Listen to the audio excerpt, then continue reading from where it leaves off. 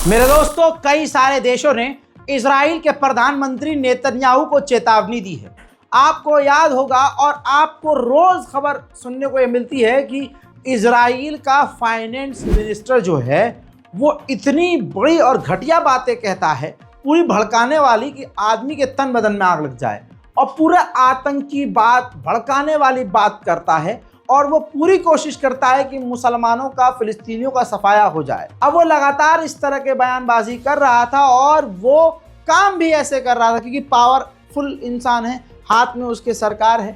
बताना चाहूँगा, एक बेंजीवीर और एक इजराइल का फाइनेंस मिनिस्टर, ये दोनों ही खतरनाक है। ऐसे में रिपोर्ट आपकी स्क्रीन पर है, कई सारे देशों ने इजराइल को कहा है, जिसमें जो नाम आया है देशों का, Canada, Australia, France, Germany, Japan, south Korea और बर्तानिया। इन तमाम देशों ने कहा कि आपके देश के जो फाइनेंस मिनिस्टर हैं वो जो काम कर रहे हैं और जो हरकतें कर रहे हैं, उनकी वजह से और उनकी कोशिशों की वजह से जो फिलिस्तीन की इकोनॉमी है वो पूरी तरह से गिरने वाली है। और फिलिस्तीन की इकोनॉमी जैसे ही गिरेगी, आपको बड़ा नुकसान उठाना पड़ेगा।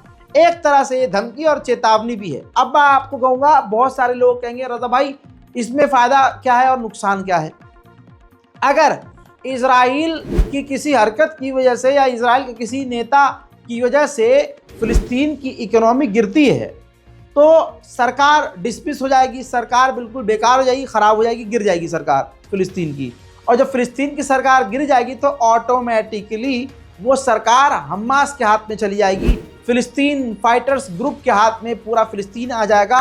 और इजराइल जो थोड़ा बहुत कंट्रोल फिलिस्तीन में कर पाता है वो नहीं कर पाएगा।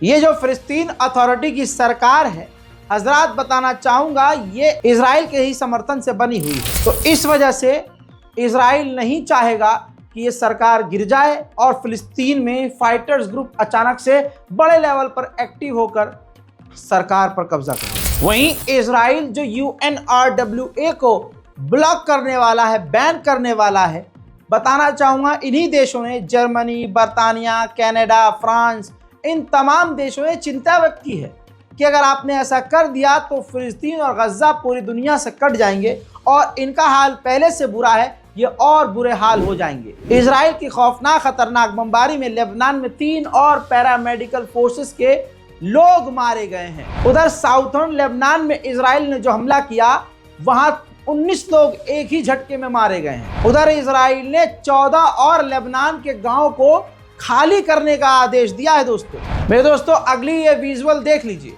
ये विजुअल है, UAE ने भेजी है मदद 2000 टन लेबनान को। लेकिन UAE की मदद लोगों को डरा भी रही है क्योंकि UAE के बारे में खुलासा 2 दिन पहले हो चुका है कि जो मदद भेज रहा है उन दवाइयों में, उन कपड़ों में चिप लगी हुई है जिससे इजराइल जासूसी कर सकता है। मेरे दोस्तों, शैतान राज कर रहा है पूरी दुनिया पर। हैवान की हैवानियत को समझिए कि हैवान कैसे होते हैं। हम कहानियों में सोचते थे, सुनते थे कहानियों में कि यार हैवान सच में ऐसे होते हैं क्या, जैसे दादी कहानियां बता रही हैं। हाँ, हैवान आज आंखों से देख लीजिए। इजराइल का एक कुत्ता मर गया, इजराइल का सैनिक मारा गया, तो उसके फ्यूनरल में उसका दोस्त बयान कर रहा है कि वो बहुत खूबसूरत था, बहुत अच्छा था, बहुत प्यारा था, वो बहुत फनी था, वो इतना बढ़िया था कि गाजा के अंदर उसने हम सबको काम डाउन करने के लिए, हमें हंसाने के लिए पूरे एक घर को ही आग लगा दी थी। यार इतना अच्छा व्यक्ति था, उसने मजाक मजाक में सिर्फ हमको हंसाने के लिए कई फिलिस्तीनियों को कत्ल कर दिया। इतना अच्छा था। ये एक्टिंग करके मुझे बतानी पड़ रही है ताकि आप समझ सके कि इजराइल की हैवानियत किस लेवल पर जा चुकी है। देखिए, קשה להאמין איך אתה יושב, ילד בן 22, 20 חבר'ה מבוגרים ממנו בהרבה, שחלקם יכולים להיות ההורים שלו, וכולם מקשיבים לו, מחכים לשמוע מה יש לו להגיד. היית הבן אדם הכי שמח ואופטימי ושטותניק במחלקה. נתקלנו בזה לראשונה בעזה, כששרפת הבית בלי אישור בשביל האווירה. मैच के दौरान कनाडा की औकात सामने आई और कनाडा इन तमाम देशों को, पूरी दुनिया के लोगों को मिलकर सबक सिखाना चाहिए। इन तमाम देशों की जनता को, इस सरकार को पलट ही देना चाहिए जिस तरह की इनकी हरामीपने की तस्वीरें सामने आ रही हैं। माजरत के साथ इस वीडियो को देखिए। कनाडा में हो रहा था मैच। एक फिलिस्तीनी व्यक्ति जिसके कैप पर छोटा सा फिलिस्तीन का मैप बना हुआ था, कनाडा की अथॉरिटी ने उस व्यक्ति को स्टेडियम से बाहर निकाल दिया।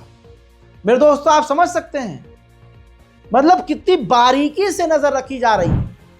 एक इंसान और इंसान का चेहरा, उसके सर पे कैप और कैप पे बना हुआ छोटा सा फिलिस्तीन का मैप, अब नजर रखी जा रही है और उनको वहां से भगाया जा रहा है। उधर यमन के लड़ाके हूतीस खतरनाक ड्रिल कर रहे हैं और ड्रिल की तस्वीरें उन्होंने जारी की हैं। यह वही संगठन है जिसने अमेरिका, इजराइल की और बरतानिया की नाक में दम किया हुआ है। मेरे दोस्तों, गाजा के अंदर, लेबनान के अंदर इजराइल को मोटा नुकसान हो रहा है, लेकिन आपको इजराइल दिखाएगा नहीं और इजराइल के समर्थक बताएंगे नहीं। मैं दिखाऊंगा आपको। देखिए, ये गज्जा के अंदर इजराइल के टैंक और बुलडोजर को निशाना हमास ने बनाकर उसके चीथड़े उड़ा दिए हैं। आप समझिए, ये तस्वीर है।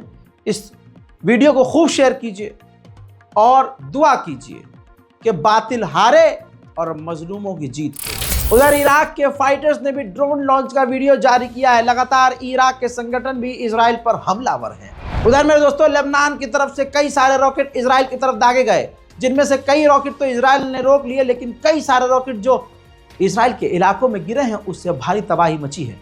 मुलाहिजा फरमाइए।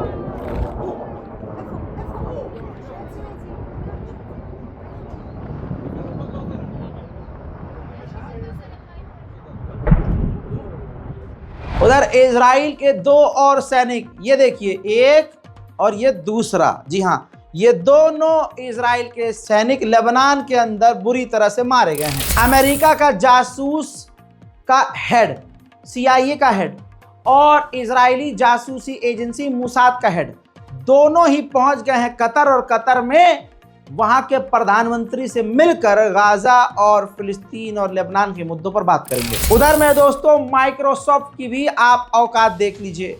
माइक्रोसॉफ्ट को तो मैंने आज ही अपने तमाम सिस्टम से अनइंस्टॉल कर दिया है, आप भी थूकिए। माइक्रोसॉफ्ट ने अपने 2 एम्प्लॉइज को नौकरी से निकाल दिया है क्योंकि वो 2 एम्प्लॉइज फिलिस्तीन को सपोर्ट कर रहे थे। मेरे दोस्तों, ईरान के ऊपर जो इजराइल ने हमला किया तो उसमें UAV हमला भी था, ड्रोन हमला भी था। जहां ईरान की एक जगह थी जहां वो मिसाइल और ड्रोन बनाता है ईरान, उस जगह पर हमला हुआ था। मेरे साथ ये तस्वीर देखिए, आपको आग नज़र आ रही है और मलबा इधर उधर पड़ा हुआ नज़र आ रहा है। मेरे दोस्तों, ये सबूत है। उन लोगों को मैं समझाना चाहता हूं जो ईरान के भक्त हैं।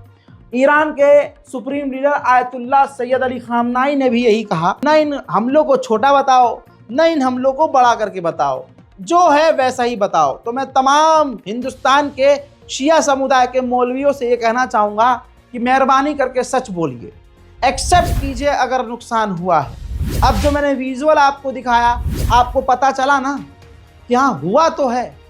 ऐसा तो हो ही नहीं सकता कि इजराइल हमला करे पूरी ताकत से और कुछ हो ही ना।